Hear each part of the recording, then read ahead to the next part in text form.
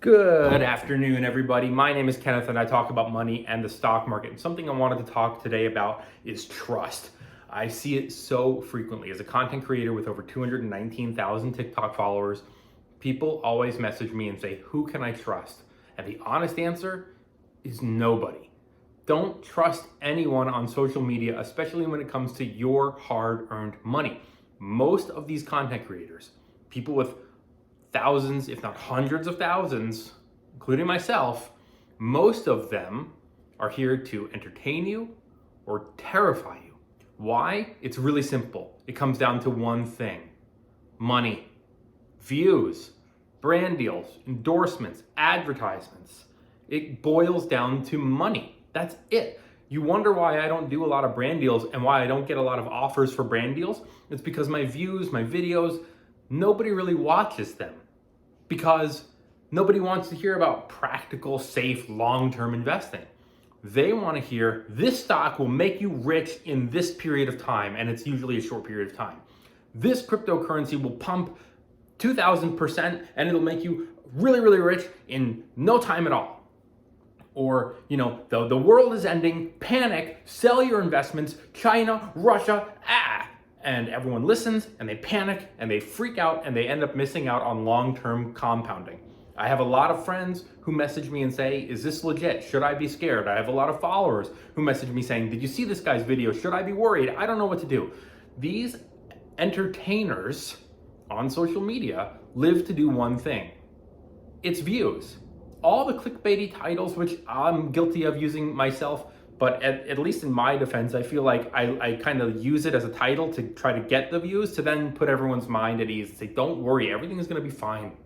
Look back through history, all the way through history. I mean, I'm not talking about recent history, I'm talking all the way back. There was always a point in time where we looked around and said, "Uh-oh, the world is ending. It's over, it's done," and we're in that place again today. And we were in it in the 80s and the 70s. We were in it World War II.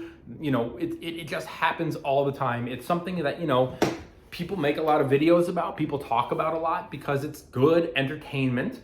It gets a lot of network ratings on television. My TV is over there, that's why I'm pointing. It gets on social media a lot of clicks, a lot of engagement. People freak out. The majority of the comments are people panicking and saying, "Oh my God, what do I do?"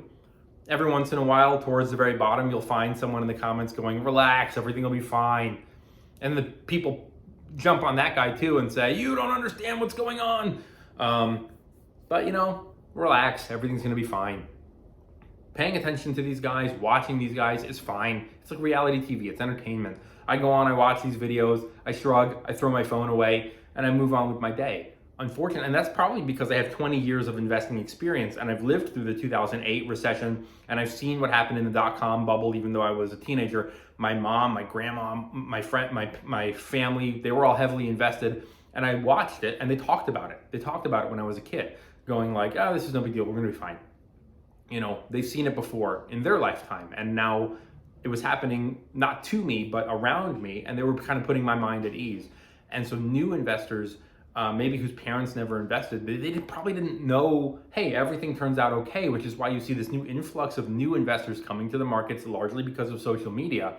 They've never invested before in their life. I get DMs from people all the time saying, "My dad, my mom, my family, they don't want me investing because they don't understand it and they think it's scary." And I say to them like, "Hey, look, here's some information you can pass on to them. I'll make a video. You can send them this video and show them. Everything's going to be fine." But when you have limited resources and not a lot of knowledge and education around something, it makes people hesitant. It makes people stand back and they go, I'm not gonna do this thing I don't understand. I'm just gonna save my money." And funny enough, not to hate too much on this niche because I'm in it, but so many of the largest creators in the finance space especially are young. And I get it. When you're 18, you want to listen to people who are your age talking about things that you're all interested in. And that's fine. I'm not saying don't do it. But when it comes especially to your money, why would you, a 18-year-old, listen to a 19-year-old talk about the stock market? I'm not saying that 19-year-old doesn't have any knowledge. I'm sure they do, especially in this age. It's so easy. You hop on something you can teach yourself in a matter of minutes. But I've seen large creators in the finance space who are young panic this year and dump all their shares. Well, now we know the S&P 500 is up 20% this year.